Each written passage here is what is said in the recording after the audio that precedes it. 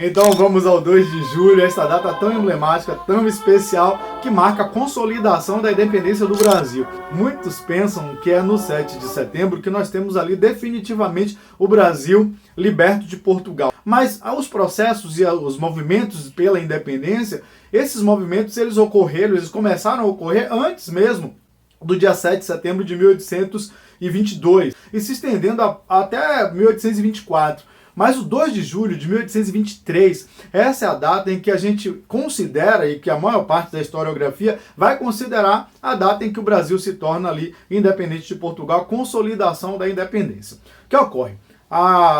O Brasil, após a independência, após o grito de independência, ali às margens do Rio Ipiranga, como pinta ali o quadro do Pedro Américo, não se torna de fato independente. Havia grupos rivais aqui. Havia aqueles que não estavam muito interessados nesse processo de independência. Haviam aqueles que eram resistentes, que eram contrários a esse processo. Pois bem, e o próprio reino de Portugal não estava interessado em que o Brasil ele se tornasse independente. Então, toda essa movimentação gerou ali uma série de antagonismos e revoltas constantes. No Brasil, nós temos o envio do general Madeira de Melo, vindo ali de Portugal. As tropas do Madeira de Melo invadem o convento da Lapa e a abadesa Joana Angélica, que acaba se tornando mártir nesse processo, ela tenta defender o convento. O fato é que eles matam a abadesa com golpes de baioneta. Bom, diante dessa notícia, há um alvoroço na cidade de Salvador. Então aqui ninguém consegue ficar.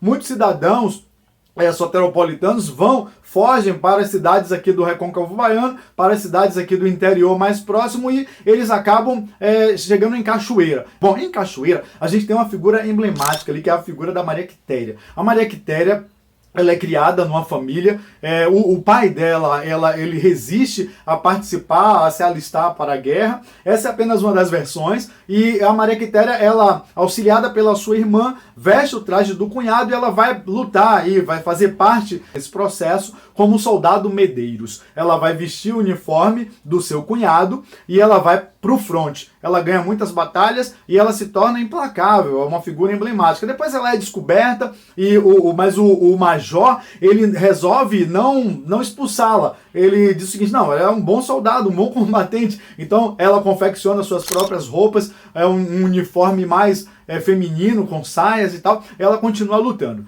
Então em Cachoeira se dá ali um movimento muito forte, porque o general Madeira de Melo manda uma embarcação para lá, uma nau, e para fazer bombardeios constantes contra o porto de Cachoeira. Os brasileiros, eles reagem, eles resistem e tomam essa nau, tomam posse dessa nau.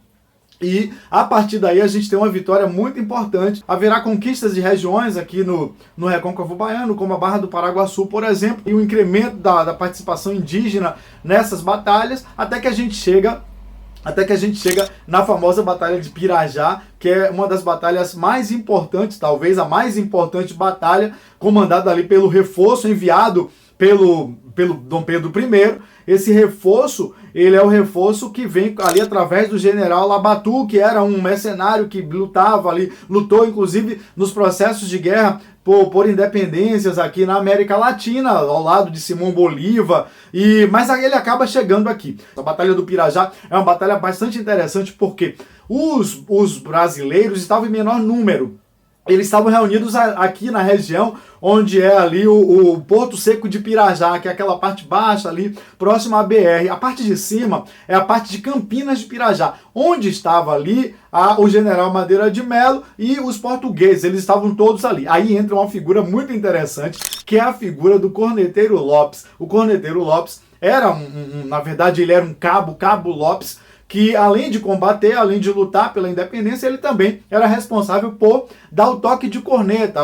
As tropas, nas guerras e nos confrontos dessa época, as tropas elas eram orientadas pelo toque da corneta. E o general Labatut chega para o Corneteiro Lopes e fala: olha, a gente está em menor número e o Madeira de Melo está no número superior, estão na parte mais elevada, estão ali na região de onde hoje é Pirajá, aquela parte de Campinas de Pirajá, onde atualmente é a Praça General Labatut. Então o general avisa para o Corneteiro Lopes e ele sobe para fazer o toque da corneta, e o general Labatut havia orientado ele a fazer o toque de retirada, porque não tinha como vencer as tropas do general Madeira de Melo. Só que o corneteiro Lopes, ele faz um outro toque, não se sabe se ele fez isso intencionalmente ou se ele fez por um erro. Então até hoje a gente não tem como saber disso, mas o fato é que ele não toca, o fato é que ele não dá o toque de retirada, ele dá o toque de avançar e além disso,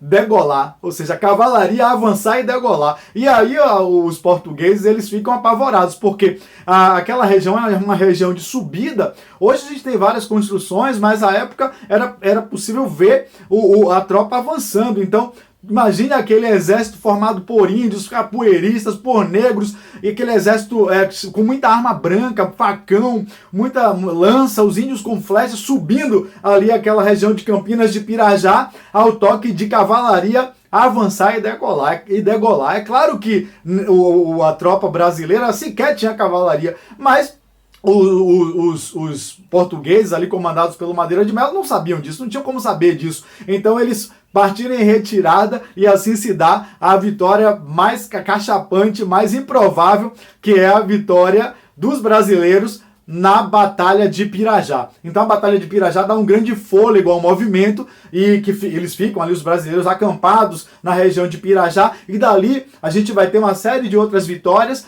Os portugueses tentam invadir a ilha de Itaparica e fazendo um cerco ali na região da ilha, e entra uma outra figura feminina, que é a Maria Filipa, uma mulher negra que havia sido escravizada e que consegue a sua liberdade. Na época ela trabalhava como marisqueira, mas tinha uma forte liderança entre as mulheres, e uma mulher negra acaba sendo decisiva naquela região da ilha de Itaparica, porque os portugueses ali de Madeira de Melo tentam trazer reforços, e as embarcações que vinham chegando de Portugal para fazer frente ao movimento e lutar contra os revoltosos, essas embarcações ficavam atracadas ali. Então, enquanto isso, a Maria Filipa, ela tem ali também um destaque, porque ela saía à noite e ela observava as embarcações que estavam chegando, tomava uma canoa e ela vinha para Salvador, saía de Itaparica e vinha para Salvador para dar as informações ali para os brasileiros ali, o exército brasileiro, o grupo, né, de revoltosos brasileiros. Bom, mas ela, além de fazer isso, ela começou a queimar essas embarcações, ela tocava fogo nas embarcações, e isso fez com que o movimento fosse muito fortalecido por essa ação da Maria Filipa. O fato é que toda essa frente, tanto aqui no Recôncavo, tanto em Cachoeira, essa batalha do Pirajá, essa ação da Maria Filipa aqui na ilha de Itaparica, fez com que o movimento ganhasse corpo, e então, finalmente, no dia 2 de julho, saem ali do Pirajá, a tropa de brasileiros, e vem pela Estrada da Boiada, atual bairro da Liberdade, ali na estrada, aquela estrada principal ali da Liberdade, e a gente tem, então, a consolidação, porque eles vão tomar ali posse do quartel dos aflitos, vão tomar posse das principais bases, então os portugueses tomam o seu rumo e vão embora, e assim a gente tem a consolidação da independência da Bahia.